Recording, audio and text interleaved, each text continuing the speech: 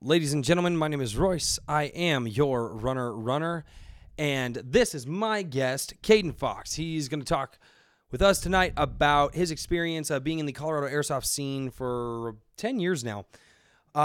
Before we get into the show, I want to say I have some things coming up. I have some things that I'm getting with some members of the community now.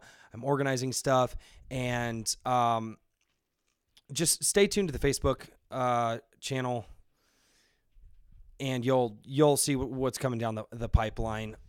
So, Caden, say hi. Hi. All right. So let's see here. I want to make sure that we are under. Okay. My computer just started making noise. All right, cool. So I know we're live now, which is awesome. There is a 40-second delay on this stream. So here's how we're going to do this. I'm going to talk with Caden for a little while, guys. Sorry, I'm trying to get stuff on the computer set up. We're going to talk with Caden for a little bit. I want to cover his time and experience in the airsoft scene in Colorado, things that he's seen, things that he hasn't, fields that he's seen come and go,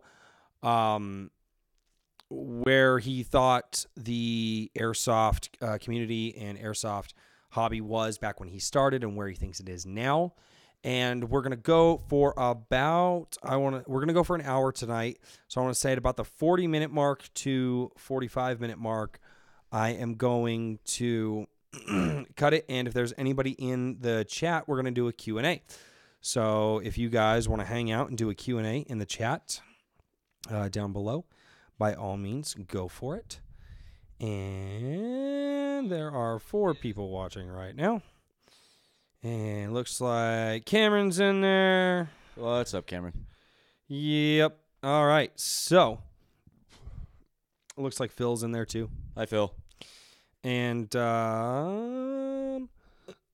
looks like Chaz is also in there as well. What's up, Chaz? Awesome. All right, man. Been in airsoft for 10 years. Especially in Colorado. Yeah. So I started, it was like my 6th, 7th grade year. And it was me and my buddy Andy. And the only place that we knew of at the time was DMZ down in Colorado Springs when they used to be at the old dog track. And that was when they were a fairly decent field. There wasn't anything bad that we knew of surrounding the field.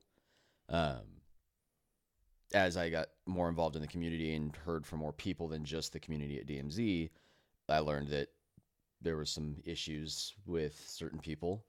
Won't go into detail about that, but it was where I got my start, was at DMZ. So they had no heating, nothing.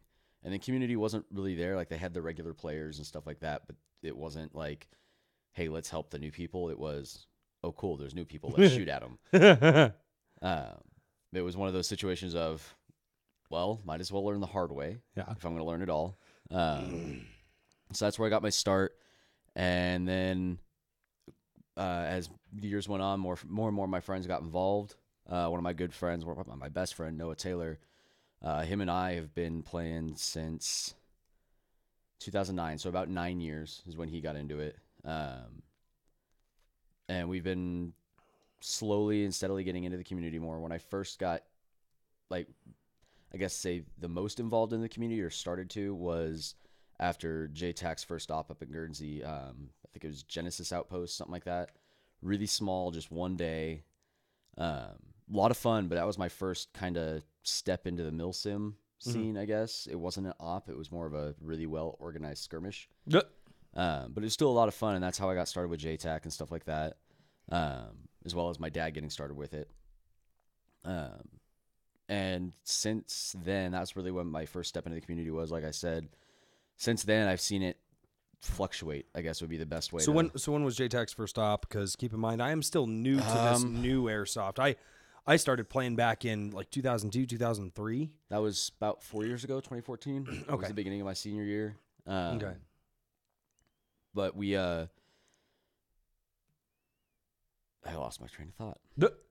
Your dad got into it. Dad got into it, and he started becoming like the CO of TAN team for JTAC games and stuff like that pretty regularly. Okay. If not the CO, he was the XO helping out the CO and ended up being the CO anyway. And that's how my dad got into the community, and that's how my dad and I got so well known. Was he was the CEO of everything, and I was his son, so it just kind of went hand in hand. Right. But yeah, Genesis Outpost was 2014, and that's when I first started to see that side of the community grow a little bit more. Was when JTAC started growing a little bit more, because it gave people a chance to meet new people and work with new people, not just shoot at new people. Right. It was one of those. Well, we have this common interest. Let's help make it grow. Let's make it what we want it to be. Yeah. And that's what I think it started off as. And then as it went on, JTAC started stepping in and out of, I would say, their niche, which was the kind of affordable beginner milsim that was still a little bit more serious than, say, like Operation Lion Claws, which is a great way to start into milsim. JTAC was just that next step between like that and American milsim. Right. In my opinion, at least. Some may disagree, some may agree. I've never been to any milsims yet. The cost to do a milsim, even on just a local level, and not only that, and a lot of people are going to give me crap for this one. I do a lot of driving during the week. I'm one of those guys. I love my wife and kids. I do. My little demons. They run around. They scream. They destroy the house. They do all, but I love it because like the other day, my 4-year-old, she comes up to me and she goes, "Hey, Daddy." I'm like, "What, sweetheart?" And I'm talking with my wife in the kitchen. She goes, "Thank you for going to work every day for us." Oh, yeah. So I love my family. So my idea of going out and playing airsoft is going out, getting out for the day, running around, getting a little bit of exercise. Because I don't get any exercise anymore with my new job. Well, new, it's 3.5 years. Right. But I don't get any exercise with this job that I have. And so my idea of playing airsoft on the weekend, it is not going out for 40 hours, possibly getting drenched, possibly being very hungry, just not liking life too much. Right. I mean, don't get me wrong. I will have to go to a milsim event. I do want to get like a good group of people to go though. And so that way I'm just not like, "Oh, what's going on, guys?" Like, being that one loner guy. Yeah, being there. Like, so I do, eventually that'll happen. I'll have to get the gear for it. I'll have to get, but so when you're talking about milsims, dude, I have no prior experience with any of that. So, okay. That being said, I've seen a bunch of videos and it does look like a fun weekend. It's a great weekend just because it's not always on the field. When JTAC so the only continuous op that I've been to that JTAC did was Dragon's Keep 3, which was the last one we did up at Guernsey.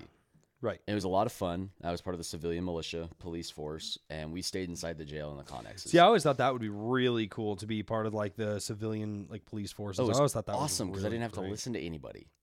It was a lot of fun. And that was when it was just Grimm, when Grimm was still a team. And that's where I know like Cameron Denny, Phil Walters, guys like that I got put on a pretty well-known team here in Colorado. It was a lot of fun. Another part of the community that got more advanced, I should say, was that the milsim crowd wasn't necessarily as welcome at other fields as like it was at Kiowa.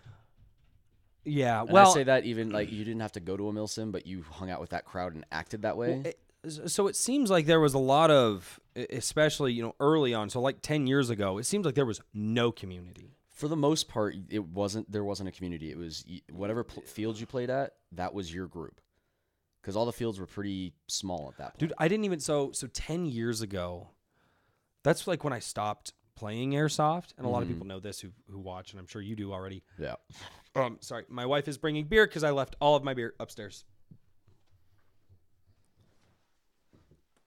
Thank you, wifey. Wow. All the love and support. All of the love and support. No, actually, it was my wife she tells me like 2 weeks ago, she's like, "You need to get out and play." She's like, "I'm just watching the stress build." She's like, "You need to get out for a day." So then actually my wife is the reason that airsoft room, I was like, "Hey babe, can I co-opt under the stairs and just build like a little shop?" And she goes, "Man cave." And I'm like, don't say that. It's a study. No, I hate the term man cave. Right. Because I mean, I go to work, I pay for the house. Right. I pay for the TV. I pay for, well, I don't pay for cable. I pay for the services that make the TV work. My family's not going to kick me out. Right. My man cave is the house, Right. and they can go in my man cave where I tell them There to. you go. Unless my wife has something she obviously really wants to watch, where she watches stuff on her phone. I'm like, babe, watch something on the TV. She goes, no, it's cool. But so you have a lot of the players at the local fields, which kind of seems like where we're back to now. Yeah, it's gone back to the But whatever fields you play at's your group, which we need So- to not make that a stigma in the community, in my opinion. no, and I agree. Well, and that's like I said, I'm going to talk with you after the show. I'm already talking with a couple other members of the airsoft scene. Right, like you said. Yeah, like I said, I'm going to talk with you after the show. I have things in the works, but it's going to take. I don't think it's going to take some doings on like my part. I think it's going to take like some motivation on other players' parts. Right. And I think if we can just create that motivation in the community, we can get it there, because it's going to be like a community without a field. Right. Which is going to be really weird, and it's a different kind of concept. But right now, because of the state of the fields, and you have so many people going, I don't like this field, I don't want to play at that field, I don't want to play, well, and we're going to get it all worked Right. out. So anyway, 10 years ago, it's whatever field you show up to. And then all of a sudden, this Milsim stuff kind of starts coming in, because like 10 years ago, I quit because I played from middle school. Let's see, I played from the time I was like 10 or 11 until it's just Facebook or something. The computers. I played from the time I was like 10 or 11 up until I was like 17 or 18. Okay. And okay, somebody's commenting on my Runner page, but we didn't know about any fields. Right. Me and like 2 or 3 of my buddies had enough, and they were all sub $100 replicas, because back in 2002, 2003, Everything was either bottom of the barrel or like $600, and still wouldn't keep up with anything we have Right. today. Like Right. I can go buy an $80 plastic replica right now and kill anything from early 2000s. Right. Just Well, about. that was something that got kind of instilled in me early on, was it's not about the gear you have or the gun you have. It's about how you play the game. Because like if you're just doing a local pickup game, it's not about winning or losing. It's about having fun. Yeah. That being said, in Milsim, it's not always about having fun. It's about winning the game. Yeah. Um, Well, a different dynamic, and I think, and I think Milsim could absolutely be about having fun. And what I see lately, especially I watch a lot of airsoft YouTube. What I see lately is a lot of people they want to win the pickup games, but they want to chill for the Milsim. right. They want to. Have you experienced that? I unfortunately used to be that way for a little while. Was put on the gear, look cool, and don't do anything. Then I learned that's not fun for me. Right. Just because no one cares. Right. For me, fun for Milsim, it's not always about like the firefights or anything like that. It's the level of, I wouldn't necessarily say concentration, because you can space out and still get shit done in a Milsim. It's the level of, it's a good word for it.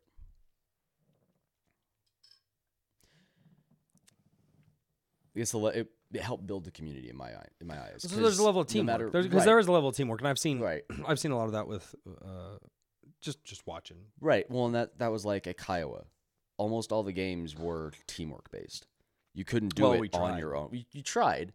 It usually delved into just straight up shenanigans, but there were a couple that 100% required you to work as a team. right, like the siren games and stuff like that. Yeah, the siren game was one, and back before they just kept the siren in one stationary location, after like 20 minutes and not being able to find the thing, that game did devolve into just force on force, right? Which was fine.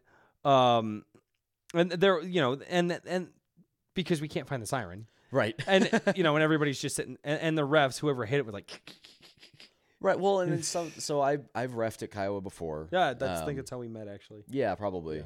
Yeah. And we were doing a find the crate game or something like that. But I put the crate in a really, really obvious spot, but everybody thought I was going to put it in some super hard to find place. So everybody walked right. I had somebody use it for cover. And then just kept going, looking for it. I'm like, okay, I'm just going to let this go. I'm not saying anything. And we'll see how long it takes. That game went on for almost an hour. because they're like, well, where's the crate? I'm like, you guys used it for cover. You picked it up. And I started counting, and then you put it down, and I couldn't count anymore. That's awesome. Um, So, all right. So you start to see Milsim, and this is, 2014. So not Right, very it's long about ago. 4 years ago, yeah. 4 years ago. So now we're starting to see a community come in, but at the same time, you mentioned something really interesting was that we're starting to see a community of like Milsim players who aren't really wanted by the Weekend Warrior players. right. And when I say that, I'm specifically talking about Go Airheads. Okay. We weren't very welcome. We got called cheaters a lot. And that was because we weren't. I have heard that from a few players, yeah. And So to help us break that stigma, we did what we, in the group chat, called a Milsim Stomp. It was a group of like 10 of us versus literally everybody else at the field that day. Mm-hmm. And we tried to choose the busiest days they had, just so we'd have like 10 of us versus 40 or 50 of them. Mm-hmm. And we all be on one side of the field and they start on the other. And it would just be a straight up firefight, but we'd outlast them. Well, and it was just to show that we're not sitting here cheating. We'll call our hits. Even if we're not sure, it's when in doubt, call it out. Which I think is a huge thing that should be in the community anyway. Just kind of instilled as a rule. The community's, I don't even know if there's a community right now. No, and that's, so I did that video, and I know you saw the video. Yeah. That video really made me kind of sad. Mm-hmm. Because I said like 2 months ago I was going to do that video because I was a little heated at the time. Right. And then, I started thinking about it. I was like, man, I don't want my channel to be about bashing things. I'll be about bashing fields or calling anybody out because I just don't, dude. That's why I don't do cheater videos on my channel. Right. And it's another subject I'll touch on. But yeah, but but people kept asking me, hey man, where's that video? Any word yet? And I was like, okay, well, people are obviously interested in my opinion, or they're going to be interested in the controversy or whatever. And so I thought about it for another couple days, and I was like, okay, well, I'll do it. And then so I was like, okay, well, I'm going to do this. I'm going to do it on this day. And then I was like, okay, well, and that way I could collect my thoughts. How do I want to conduct that video? How do I want to put it together? And that's why I started off with like some of the good things that be a little more eloquent about it. Well, yeah, because I'm not just gonna be like, oh, and they're terrible, and they light children on fire. Like I'm not like you, because but you know how people can get online, and they're just gonna throw anything and everything at the field, and that's why I was like, no, there are good things, and there are really great things at the field, and here are my problems with them, and I tried. But what made me so sad about that video is that literally, so I did the video. I wake up the next day, I go to work, I have some downtime, and I have an app on my phone. I can keep up with everything going on my YouTube channels on my phone without actually having to log into YouTube. It's just an app tells me what's going on. Within 10 hours, that video was the #1 video on my channel. Oh, yeah. Period. I saw it the next morning. I'm like, well then. And it wasn't even, and it wasn't even views either. It was because I have all the metrics. Mm-hmm. I've looked at multiple different metrics, and that video within 10 hours was the best video. It's almost about ready to beat. If it keeps climbing, it's going to beat the viewership or the amount of views, which is clicks at this point. Mm-hmm. But it's going to beat the views if it keeps climbing. And that made me so ridiculously sad to see because I went, I know why people are clicking on it. Yeah, and I did it. I probably did a little bit of a clickbaity title and thumbnail, but I did want people to watch it. Right. And I felt, and the sad fact of the matter is, it's just marketing. It's just, hey, it catches the eyes of controversy. Right. I only had one person really like try to jump on me in the comments, which was nice. That it was only one person. I've had a lot of other people come out and say, hey man, we there's some things that are that we've seen, that you've seen. I've had other players come out. A guy yesterday told me, he's like, hey, I haven't experienced a lot of that. He's like, I definitely have experienced some of these other things. Right. And I will start, because I'm a regular there, he's like, I will start leaning on the owner for this as well. So that one, super nice. And he's like, not only that, he's like, I'm an HPA guy, but I make sure that I chrono with heavyweight BBs so that way I'm not hurting anybody. And he knows how it all works. So he's policing himself, right? And I got a lot of, and I did get a lot of comments like that, which was nice. And then my Facebook Messenger, like the day after I put that video up, was just blowing. Like you were one of the guys that messaged me. I think I messaged you that night. Yeah, I think everybody was messaging me. Well, and then the owner responded to me. Yeah, I saw his video. And I watched that, and I was like, okay. And I sat there, And now my videos, it keeps climbing. And I'm like, I don't want to be a controversy channel. Right. That's not what I want to do. I Well, it want to do wasn't- something good and productive. And it was that video that made me want to do stuff like this. Like, Right. okay, Build let's a build the community. community. Let's build a community. And I don't want to be, but if I have to be the linchpin simply because I have a YouTube channel and a Facebook page, Right. and it's just easier for me to just broadcast it out to people, I'll be the linchpin to just say, hey, we're the community. This is where we're going to be. This is what we're going to do. Right. These are the values from a lot of the players that I've talked to that are going to be a part of the community, so on and so forth. And that's, like I said, man, that I was so sad to see that video do what it did. Right. And it really opened my eyes and made me go, okay, this isn't the direction that I want to go with my channel. Right. A lot of people go, oh, views? Right. I'm like, no.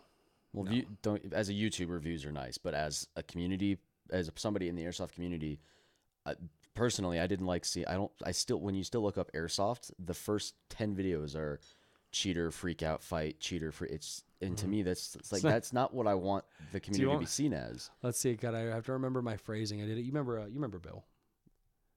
Project Mayhem? Oh yeah. We did a live months back, but it was ref catches cheater cheating raging while cheater cheats rages during cheating cheat fest. I said something Say to that that effect. 10 times fast. Oh, I know. Jesus. No, I'd have to go find the video and actually like, it was like my No More Cheater videos Right. live that we did, which that was when the couch was here and it Mhm. was just a white wall back Right. here and all that. But that's what it is. That's all it is. Right. And there are players that will go to specific fields to look for that. And that's one thing that I don't want to keep talking about Go Airheads because I don't think that it's fair No, it to isn't. just bash on one field because the fact of the matter is I've seen it at other fields, but I've already named Go Airheads. Right. I've already talked with a lot of players who go to other fields, and so I already have a lot of like secondhand opinions for players that go to other fields. But I've already named Go Airheads on my channel. But they had a well-known kid doing airsoft videos there, and all his videos were cheaters, and they were all taken at Go Airheads. I think I mentioned sideways mentioned him in my little rant. Yeah. I know exactly what you're talking about, and that was when I was still with Grim, and I luckily never made it onto one of those videos, but a teammate of mine did. The thing he was doing, it wasn't necessarily all cheaters. He was just editing it to make it look that way. Mm-hmm. One of my teammates got hit and turned around, and he cut the footage right before he called his hit. It was a second delay, and he just decided to edit that way. And that's in the community. It's like, especially if we're trying to grow the community, we're getting a lot of young players. As a parent, that's the first thing I'm going to look up on YouTube. Airsoft. What are the first videos that are showing up? Cheater, fighting, rage, whatever. I wouldn't want my kid in that. No. If that's all I was seeing, that's not what I want my kid in. No. Now, because I've been in the community for so long now, I know that's not the truth. Mm-hmm. And that's But the truth and what's public are two totally different things. exactly. We see that in everything in our culture. Right. Well, and that's the biggest, like if somebody asked me, well, how do I get my kid into airsoft or something like that? Or what sport should I get my kid into?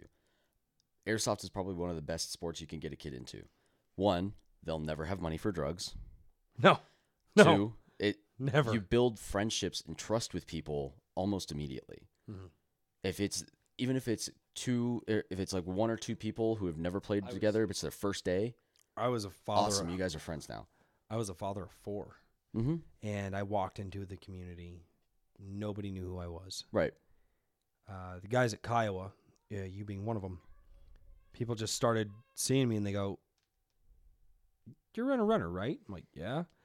And literally within 2 weeks of going to Kiowa, I went there 1 week. Mm-hmm. Well, I went there opening weekend, but they didn't have time to pay individual attention to Right. everybody. I just showed up early, went there the first week, talked with people. The second week I went there, everybody knew my name. Mm-hmm. Everybody remembered me. Right. Everybody knew my YouTube channel. Everybody, hey, dude, we saw the video you put up from last week. And like instantly I felt like, oh crap, this is really cool. Right. Again, I'm in my mid-20s. Well, and you felt like a part of something bigger. Yeah. And I did. And I actually started putting a lot of my 2 cents in with a lot of the refs and with a lot of the managers. And I really tried working with Kyle. I never want to, volunteer if I could. Right. A lot of times they were doing build days during the week. Mm-hmm. I wish they would have shut down on like a Saturday or something to do a Right. build day because I totally would. I just could never get out there. That was the same deal for me. As I was always working or I was yeah. asleep, so I could go to work that night. Yeah, exactly. And so That was what I liked about Kiowa, though, is it didn't matter where you came from, airsoft-wise, whether you were brand new or been in the sport since the beginning. dude, You were welcome. What was really cool that I saw is that we had milsim teams that would show up, speed softers. Yep. The post-apocalyptic group. Yep. Guys like myself. Kind of a good mix between role play and milsim, which yeah, I liked about. No, and I love guys. that too. And there was such an insane mix. Mm-hmm. And nobody fought. That was the thing. I think if you went to DMZ, it was usually the milsimmers versus the speed softers. And this was when speed soft was still kind of new and HPA was really, really stupid expensive. Like you could only buy the guns pre-made. Expensive. It is, but now I can buy like the drop-in kits for $350 and put it in an already existing gun. So say I have a gun that doesn't work, gearbox is shot, I can put it in one of those drop-in kits for the cost of buying a new gun, a decent new AEG, and now I have something a little bit more reliable. My personal preference is going with AEG just because I don't like having a bunch of extra crap I don't need, such as the tank and the line. That's why I don't play paintball. I don't want anything attached to me that way. Yeah. I did the HPA route for quite a while, and I thank Phil for that, and it was a lot of fun, and it was awesome. But I prefer AEG. It's just my personal preference. I like tinkering with AEGs. Right. And then there's a cost thing. Eventually, I'll probably have some kind of an HPA. But here's the thing: is I don't have tanks, I don't have lines, I don't have regulators. So the initial cost to get into HPA is it's stupid expensive. It is retarded. I could buy plus filling your tank once or twice a day. I could buy two really good replicas, especially now. Each of them will. Especially now for AEGs. Each of them are going to last me 5 years for the price of what it would cost me to do one HPA setup now. Right. And I don't know. There's a lot of benefits. There's a lot of I know a lot of guys that run HPA, and they're fun. And it's fun to see different builds, and it's fun to see just how people set their stuff up. I mean, I just found out. Sorry, my daughter's screaming to go potty, which could be one of two things. Well, she's in her room and wants to be out, or she actually has to go potty. So, trying to text my wife and be like, rolling "Hey, the dice." Yeah, we're gonna roll the dice. But so we've talked a lot about a lot of stuff in the past. Mm-hmm. You know, Kiowa being around, where you started, the divisiveness you've already seen, your experiences at one field in particular. We haven't really gotten into a lot of the other fields, but I would imagine you probably had similar experiences. At other fields. There's another field in my head that I can think of in particular that the players are just annoying. Yeah. I'm not gonna name names, but down south-ish, well, now south to me, in the town of Parker. I'm not going to name the field, but just because I said Parker. Don't do that. No, there was good things there. I loved that field. It was a lot of fun because that was a lot of the people who ran the field I was good friends with. And I worked for Fox for a little while. I didn't work the field. I worked in the store. It was in high school, so it wasn't a huge deal, and it was only for a few days because they just didn't work out. I loved the field, and I played all the way up until they took out 90% of their buildings.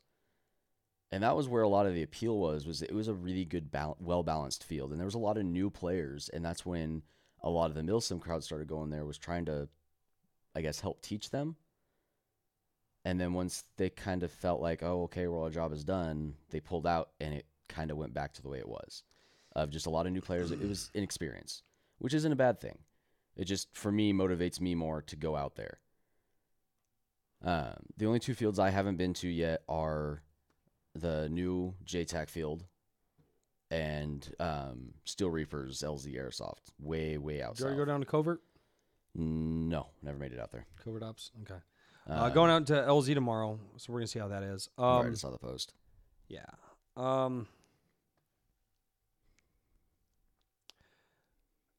I'm wondering, so going back to, I watch a lot of YouTube Airsoft channels. YouTube is like my primary entertainment source. Well, dude, I'm not paying for cable. Right. I'm sorry. Cable, 1, is a dying medium. 2, it's pointless. Right. For those prices. So there's really only one field that I know of that has a community in it, and that is Ballahack Airsoft. Mm-hmm. Because I watch a lot of different channels, and a lot of them on the West Coast, and just kind of around here and there.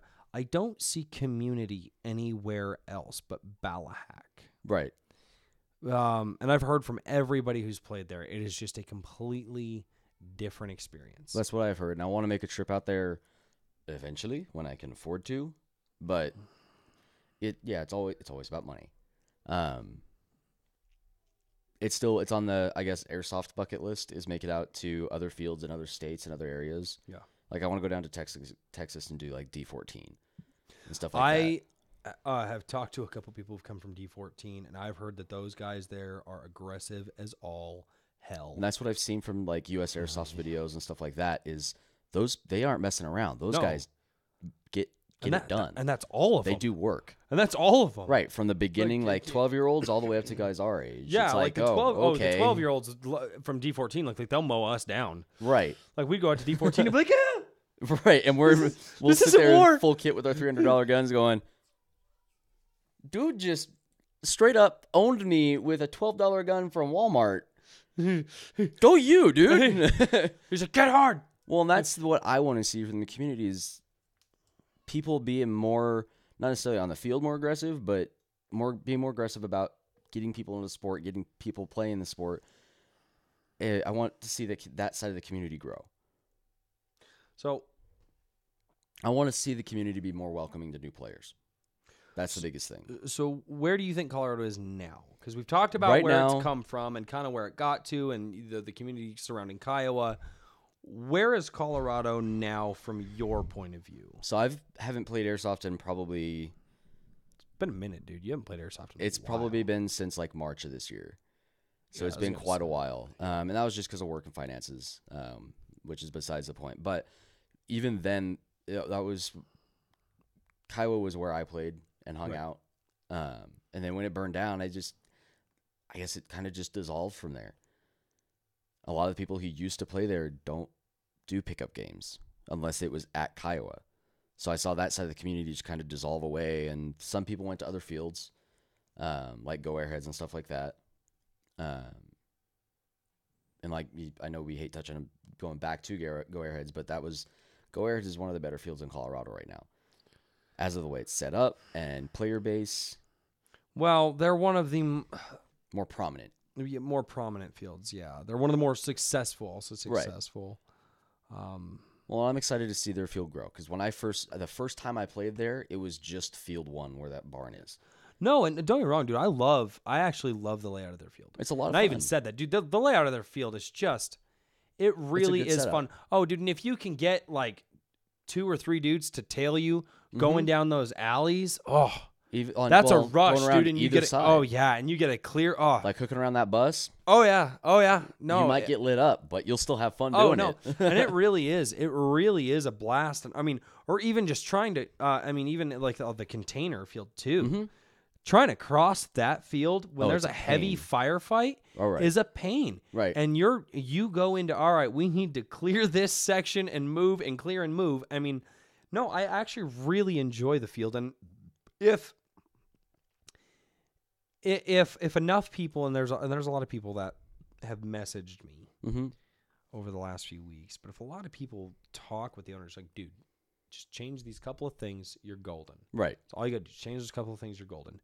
I honestly think Go Airheads could be that field. Right. I really do. Because it already has the potential. It's already got a great player base. Well, as far as size. It's already got a large player base size.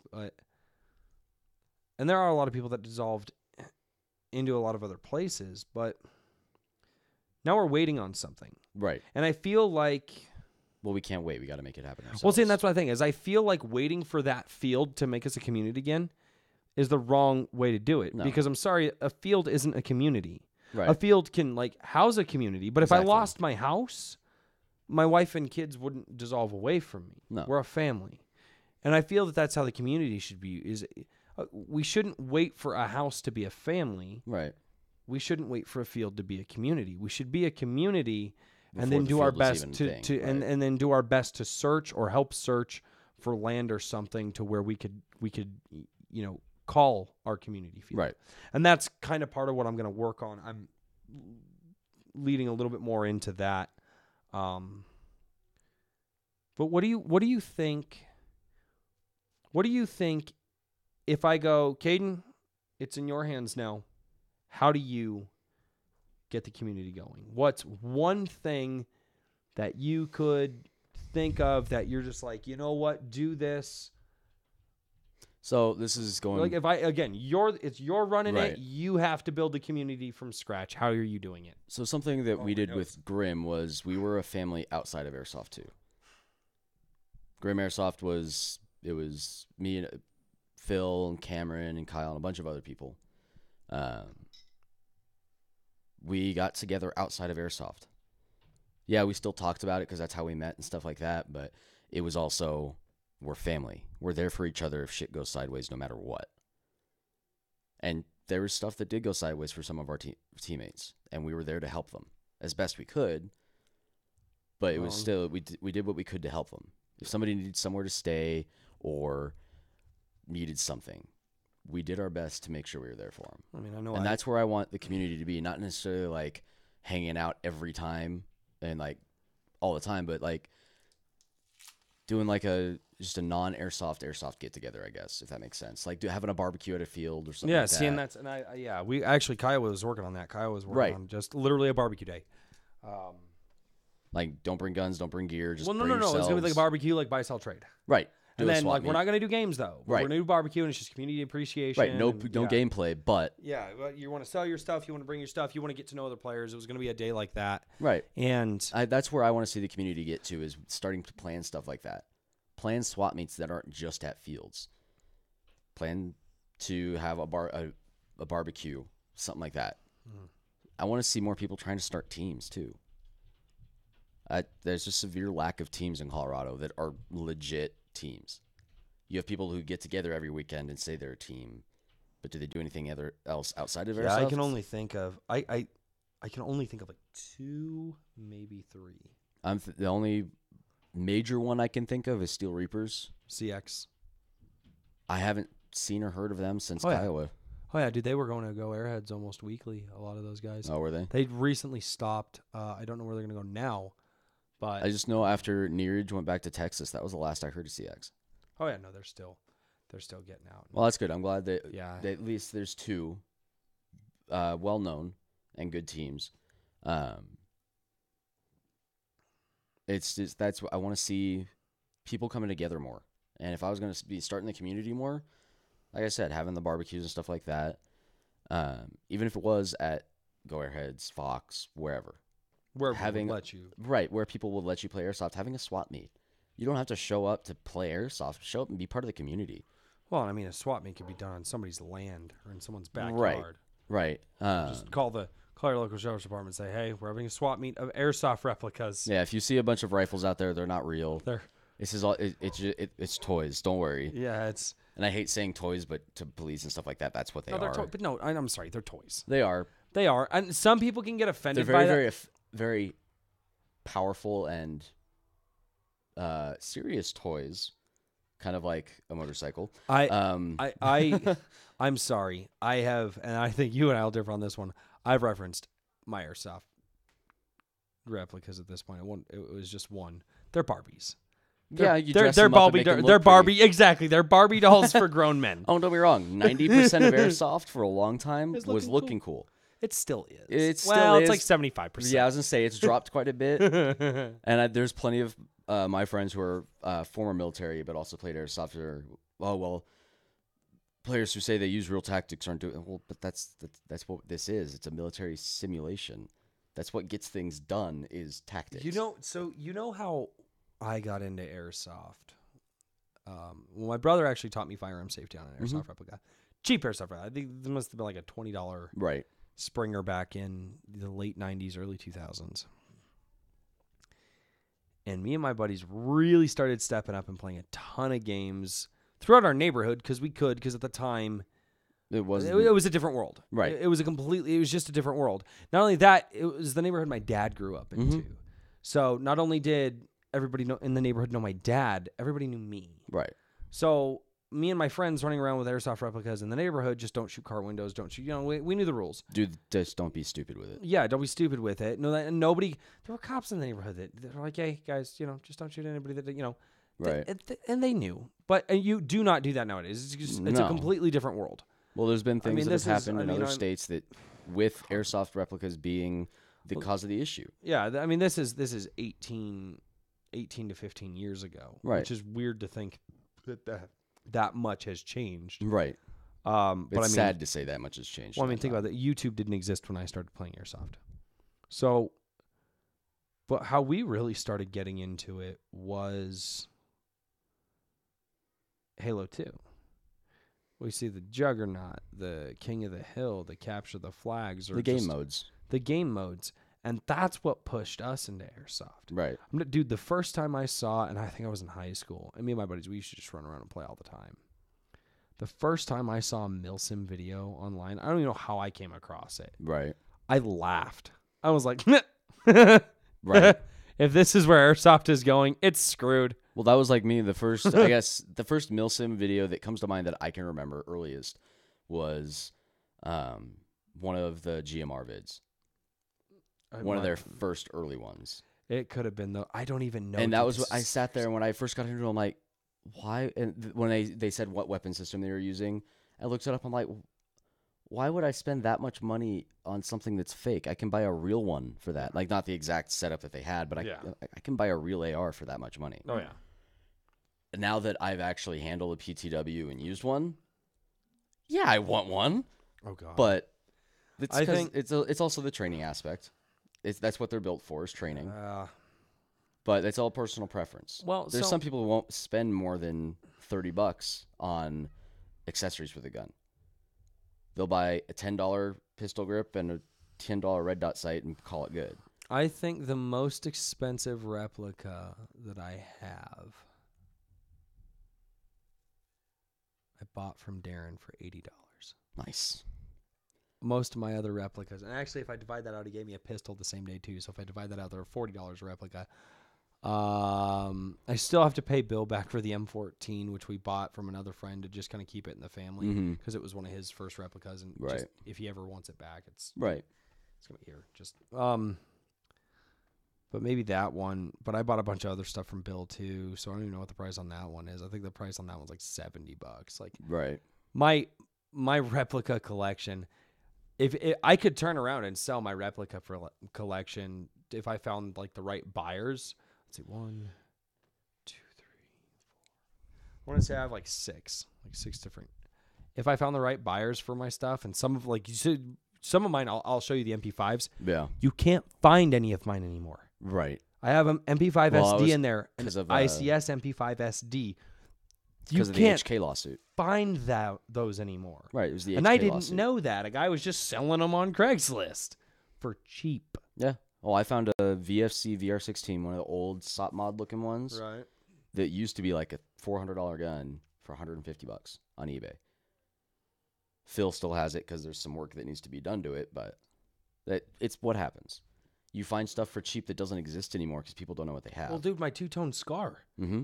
People who have scars walk up to me and they look at my scar and they just go, well, two-tone on guns looks nice anyway. In my opinion, I think it looks nice. Well, not only that, but I also two-toned the flip-up magnifier's tan, and then my EOTech is black. Is black. Nice.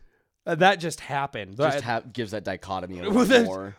My buddies had them. Right. I got those for free. I think there was supposed to be a cash transaction for the EOTech that I'm not sure ever took place. Right. I don't think it's not a real EOTech either. It's one of the fake ones. It says EOTech on it, but you know what I mean. The replicas of them. Yeah, but dude, I have people walk up and they just look at my scar and they're just like, oh.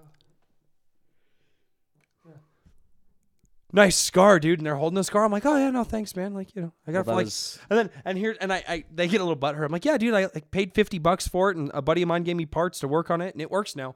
And they're just looking at me like, you son of a... Right. Well, like I didn't even pay $50. A buddy of mine bought it for me for my birthday.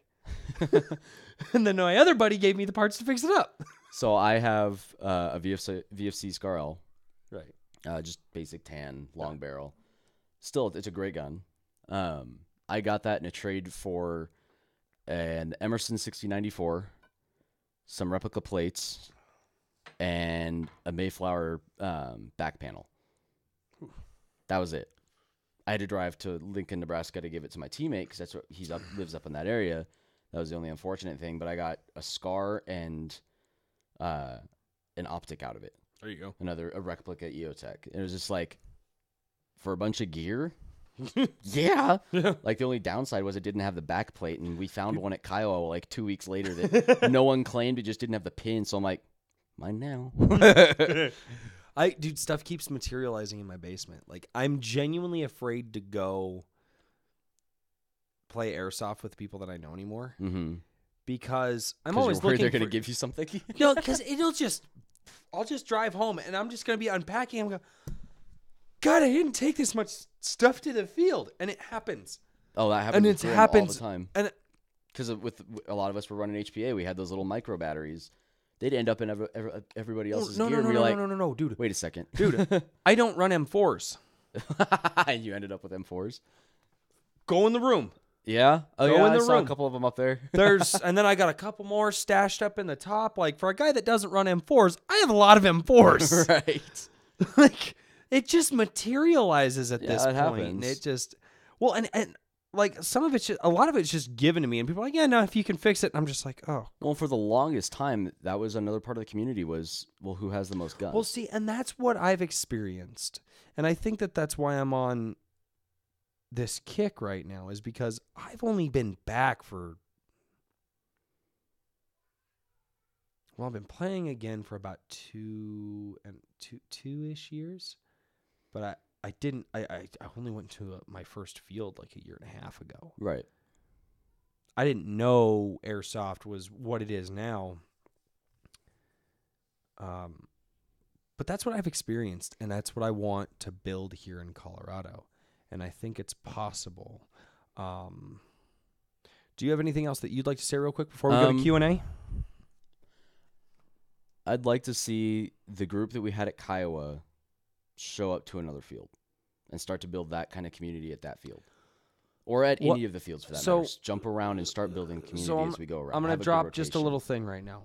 What you just said, rotation. Mm-hmm. What if I can get a community together that'll rotate fields until we can find a permanent home? I'm way down. Okay. And if not, finding one, building one. And I also have a lot of other things that I'm going to be looking into and working on as well. So, all right, what questions do we have this time? Let's see. All right, guys, there's a 40-second delay. So, questions, comments, concerns? Let's go. What you guys got? Who's in right now? We got 5 people watching. Wow, we're popular. I know. Well, oh, dude, yeah. All right, come on, guys. What you got?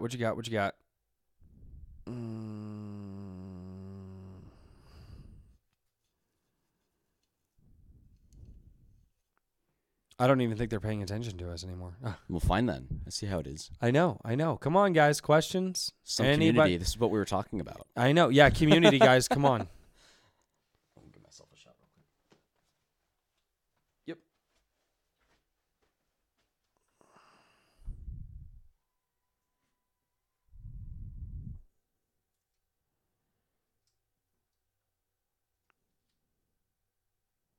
Oh, God. Dude, they're not even paying attention to us. They're just like going at it. About what? I don't know. I have to scroll up a ways.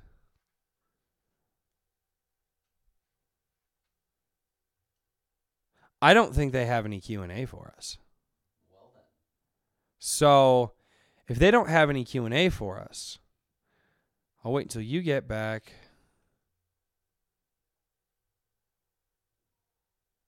Okay, finally. Okay, so Phil's here. Why do you think Grim is dead? I can't comment on that, so that's a you question. Okay, he needs a second. He's snorting coke in the back room, so give us just a minute. I gotta wake up. I know, right?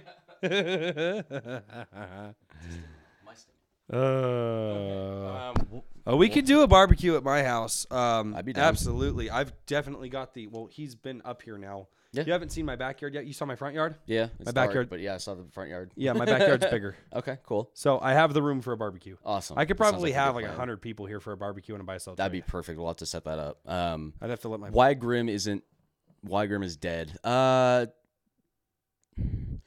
Well, Phil, this is pointed at you. Is after you left, that was when a lot of us stopped playing. Was right after Kiowa stopped.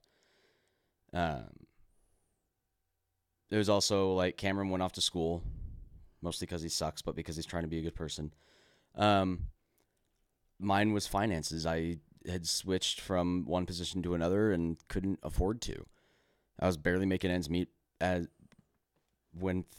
still not making ends. Well, I'm kind of making ends meet at this point, but and Grim's not necessarily dead. We're still a family. We still talk. You just aren't in the chat anymore, especially recently. And like Cameron can attest to that. If Kyle and Garrett were in here, they would attest to that as well. Is that it's not dead. We're still family and we're still here for each other. It's just as of playing together, we're planning stuff for early next year. As of like getting together and playing. My buddy, he says he didn't leave. He got divorced, which is also a thing. it is. Yeah. That's true. So, Cameron, sorry, because I want to get, what's the biggest problem you see in the community? I don't see a community right now. That's my biggest problem. That's a big one. I just, and if, and in there's one community- on Facebook. Right, there's definitely But- a Facebook community, but even there's- that's starting to slow down. Yeah, but there's not a physical community. There's not a physical group of people that want to get together. That's my thing. I don't see a community right now. We That's don't my see biggest them problem. Planning it in public, like I said, Yeah. the guys on the Grim chat are still saying, "Well, let's get together." We're still trying to work on that. Yeah. Biggest issue I see in the community, and I say that with quotations because, like Is there really? he said, is there's not really a community, but in the airsoft scene in Colorado would be a better way to say it. The biggest issue I see is there's still those YouTubers that are putting out the cheating videos. That's been an issue for years. It's not recent. That is what keeps people out of the community, is having videos like that. And I'm not saying we're ever going to be able to get rid of every single video like that. That's next to impossible. But we can help kind of break that stigma of that's all that's in airsoft is cheating and fights and rage quits and this and that and people breaking guns. That's not the community. You show up to a field. Broke one of my replicas. I'd be so pissed.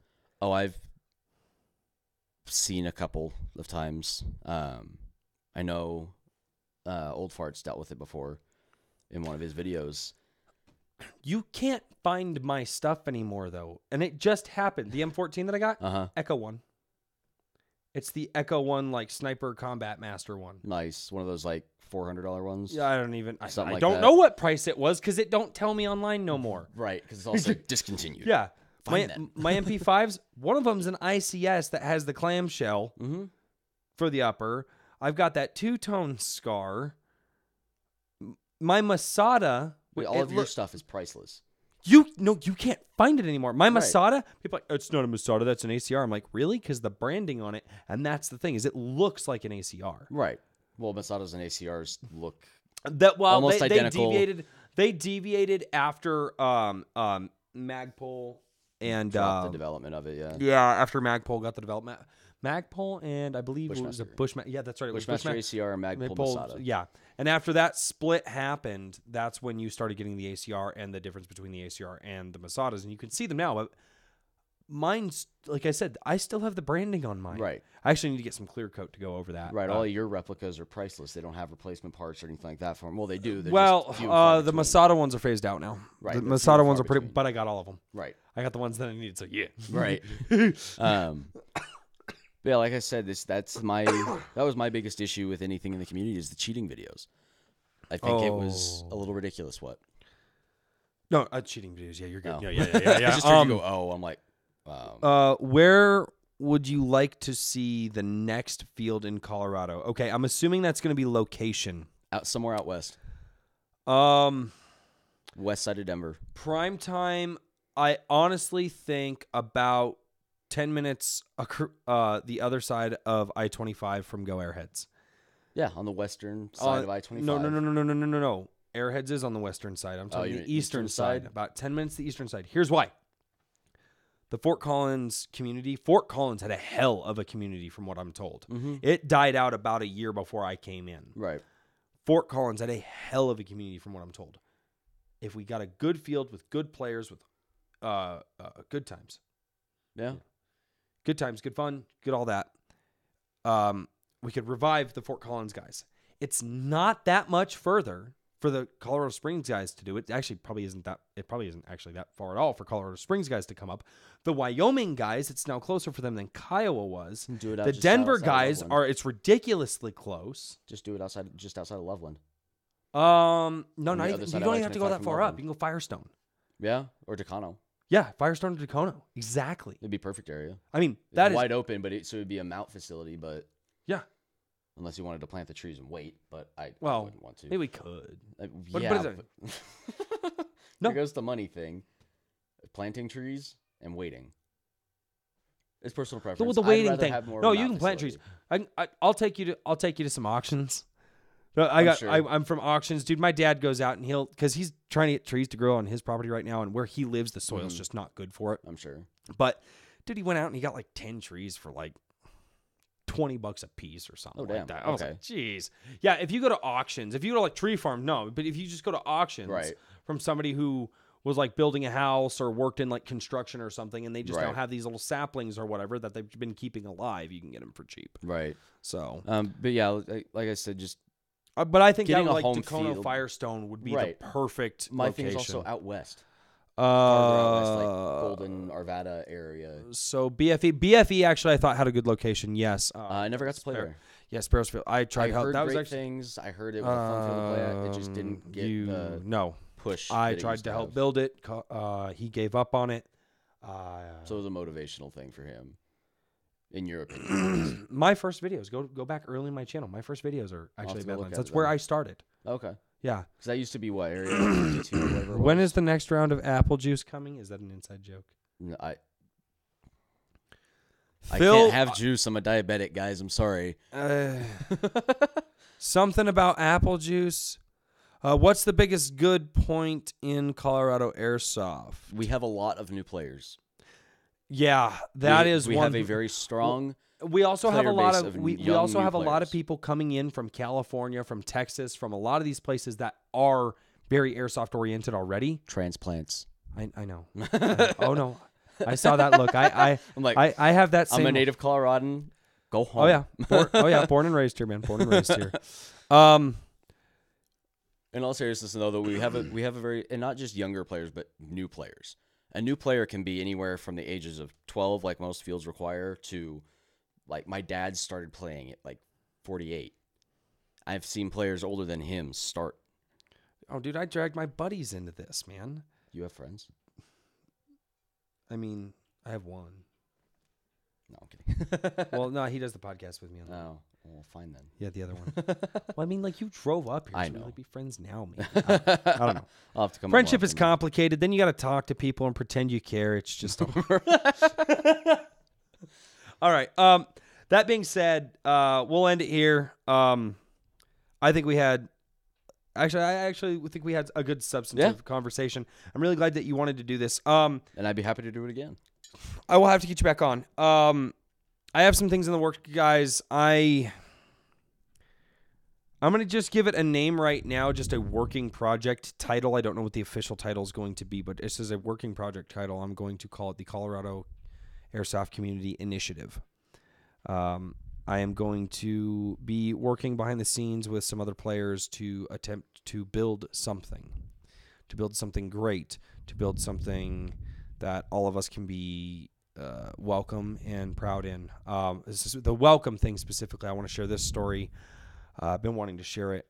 I get a comment on my my last video that I did talking about Go Airheads, and this I don't know if she's a girl or a young woman. I don't know. I do know that she is female, and she messages her comments on the video, and she says, I can't go to Go Airheads anymore because she's like she gets cast away or ostracized from a lot of her other players because she's a small female player. And as a guy who has 3 daughters, right, that hits hard for you. Yeah, that burns me up because I'm telling you right now, my daughters are little hell raisers, and they'll probably kick the snot out of most 40-year-olds when they're ready to go. But I have a huge problem with this, and I think that the welcoming thing we need to get rid of whatever thing is inhibiting us from accepting new players. So I'm working behind the scenes to get something going. Stay tuned. Over the course of the next month, things are going to be revealed. Specifically, I'm actually having guests on to talk about said stuff, and he's going to be informed as soon as this is over. He was a little late showing up. I was frantic running around trying to get stuff set up and make sure the podcast would actually work. But outside of that, Caden, do you have anything else you want to leave off on? No, other than the fact that, like I said earlier, I'll be playing a lot more in the new year, just because I finally got a couple things figured out in my favor, at least. So I just hope to seeing a lot more of you guys out there. Cool. All right. As always, I hope everybody has enjoyed this video. This has been a live stream with Runner. Not even a gameplay, a live stream. I'm stepping up in the world, ladies and gentlemen. I am stepping up in the world. And as always, hit the like button, do the notification thing, comment down below, and share this with your friends. Come on. Even if there's only 3 of them, that's 3 more people. Yeah, just share this with your friends. Tell your friends to subscribe to me. Tell them to love me too. I need the love. I only have like 1 friend. And then he showed up tonight, so we might be friends after this. I think we will be. Yeah, I think it's okay. Yeah, it's cool. It's cool. See? 1 podcast down, 1 friendship started, and that's how we're going to build the community. All right, see you guys next time. And if you're showing up to LZ Airsoft down in Fountain, Colorado tomorrow, I will be out there. I hope to see as many of you out there as possible. And pretty sure we're going to cut it at this point.